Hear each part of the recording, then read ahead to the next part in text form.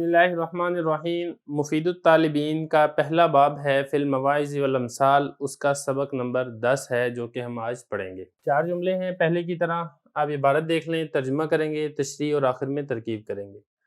ابصر الناس من نظر فی عیوبہ۔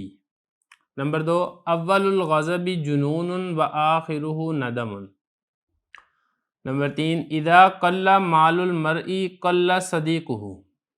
نمبر 4، اصلاح الرعیت انفع من کثرت الجنود۔ یہ 4 جملے ہیں، عبارت ہوگی ہے، ترجمہ دیکھ لیں۔ لوگوں میں سے زیادہ دیکھنے والا وہ شخص ہے جو اپنے عیبوں کو دیکھتا ہے۔ نمبر 2، غصے کا آغاز پاگل پن ہے اور اس کا انجام ندامت ہے۔ نمبر 3، جب آدمی کا مال کم ہو جاتا ہے اس کے دوست بھی کم ہو جاتے ہیں۔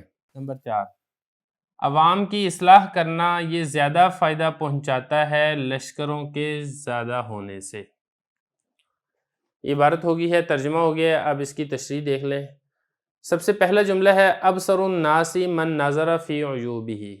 دیکھیں، اس کا مطلب یہ ہے لوگوں میں سے سمجھدار اور دانا اور ذہین ترین آدمی وہ ہے جو اپنے عیوبات میں نظر کرتا ہے، جو اپنے عیبوں کی فکر کرتا ہے۔ میرے اندر یہ عیب ہے، میں اس کی اصلاح کر لوں، میرے اندر یہ برائی ہے، میں اس کو دور کر لوں، میرے اندر یہ خامی ہے، میں اس کے اوپر قابو پا لوں۔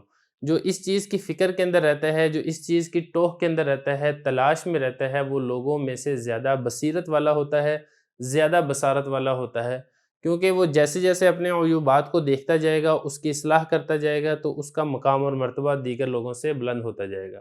جو اپنے آپ کو چھوڑ کے دوسروں کی فکر کرتا ہے، دوسروں کی اصلاح ہوتی نہیں ہے، اپنی اصلاح کی طرف توجہ نہیں ہوتی، لہذا وہ پھر نیچے سے نیچے ہوتا چلا جاتا ہے۔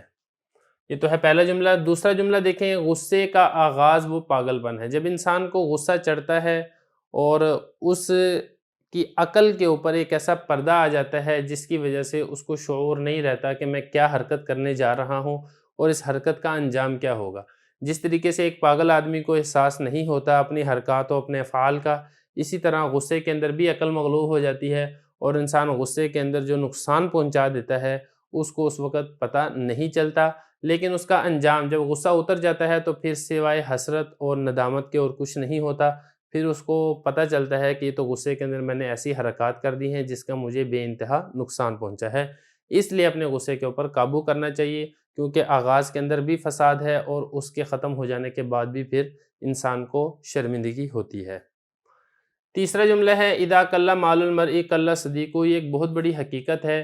جب آدمی مالدار ہوتا ہے تو اس کے پاس مفاد پرستوں کا، خوش آمد پرستوں کا ڈھیر لگا رہتا ہے، دوستوں یاروں کا ایک جمگھٹا ہوتا ہے جن کی کوشش ہوتی ہے کہ ہم اس سے زیادہ مالی فائدہ حاصل کریں۔ لیکن جب اسی انسان کے اوپر آزمائش آتی ہے، اس کا مال کم ہو جاتا ہے، تو اس کے دوست جو پہلے بے انتہا اور زیادہ تھے وہ بھی آہستہ آہستہ کم ہوتے چلے جاتے ہیں۔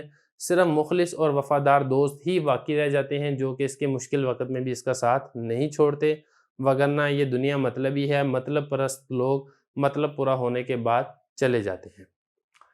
چوتھا جملہ ہے لوگوں کی اصلاح کرنا یہ لشکروں کی کثرت سے زیادہ نفع مند ہے۔ اصل میں اس جملے کا تعلق ہے بادشاہوں کے ساتھ۔ بادشاہوں کو چاہیے کہ عوام کی فکر کریں، عوام کو راحت اور سکون پہنچانے کے لیے جستجو اور کوشش کریں۔ اس کا حکومت کو، سلطنت کو، بادشاہت کو زیادہ فائدہ ہوتا ہے بنسبت اس کے کہ وہ زیادہ سے زیادہ لشکر اکٹھے کر لیں، زیادہ سے زیادہ وہ فوج اکٹھے کر لیں، فوج کو مراعات اور سہولیات دے دیں۔ اس کا حکومت اور کو زیادہ فائدہ نہیں ہوتا بنسبت اس کے کہ عوام اس سے خوش ہو۔ جب عوام خوش ہوتی ہے تو پھر حکومت اور سلطنت قائم رہتی ہے، دائم رہتی ہے، مضبوط رہتی ہے۔ اگر عوام کو ہی ناراض کر کے فوج کو ہی پالتا رہے تو پھر اسی فوج سے ہی اس حکومت کے خلاف بغاوت ہو جاتی ہے۔ اب چلتے ہیں اس کی ترکیب کی طرف۔ پہلا جملہ دیکھیں، ابصر الناس، یہ مضاف مضاف الیہ سے مل کر یہ بنے گا مبتدا، اور من نظر فی عیوبہ اس کو آپ نے بنانا ہے اس مبتدا کی خبر۔ کس طرح خبر بنے گا؟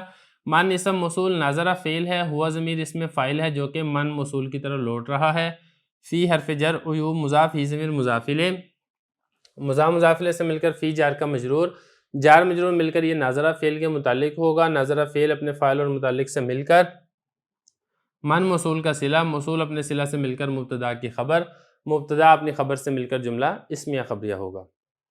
آگے اول الغضبی، یہ بھی اسی طرح مضاف مضاف الیہ سے مل کر مبتدا ہے۔ اول مضاف، غضب مضاف الیہ، مضاف مضاف الیہ سے مل کر مبتدا، جنون اس کی خبر، مبتدا اپنی خبر سے مل کر جملہ اسمیہ خبریہ ہو کر معطوف علیہ، واو حرف عطف، آخر مضاف، ہو ضمیر مضاف الیہ، مضاف مضاف الیہ سے مل کر مبتدا، اور ندم یہ بنے گا اس مبتدا کی خبر، مبتدا اپنی خبر سے مل کر جملہ اسمیہ خبریہ۔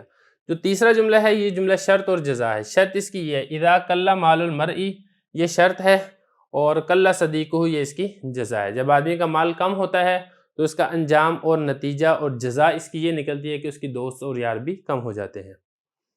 اذا حرف شرط، قل فعل ہے، مال مضاف، المرء مضاف الیہ، مضاف مضاف الیہ سے مل کر قل کا فاعل ہے، فعل اپنے فاعل سے مل کر جملہ فعلیہ خبریہ ہو کر شرط، قل فعل، صدیق مضاف، ہو ضمیر مضاف الیہ، مضاف مضاف الیہ سے مل کر اس قل کا فاعل، فعل اپنے فاعل سے مل کر جزا، شرط اپنی جزا سے مل کر جملہ شرطیہ جزائیہ ہوگا۔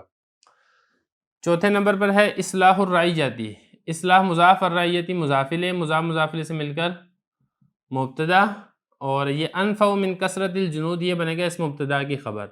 کیسے خبر بنے گا؟ انفع یہ اسم تفضیل ہے، من حرف جر، کثرت مضاف، الجنود مضاف الیہ، مضاف مضاف الیہ سے مل کر من جار کا مجرور، جار مجرور مل کر یہ انفع شبہ فعل کے متعلق ہوگا، کیونکہ آپ کو معلوم ہے اسم تفضیل، اسم فاعل، اسم مفعول یہ سارے شبہ فعل بنتے ہیں۔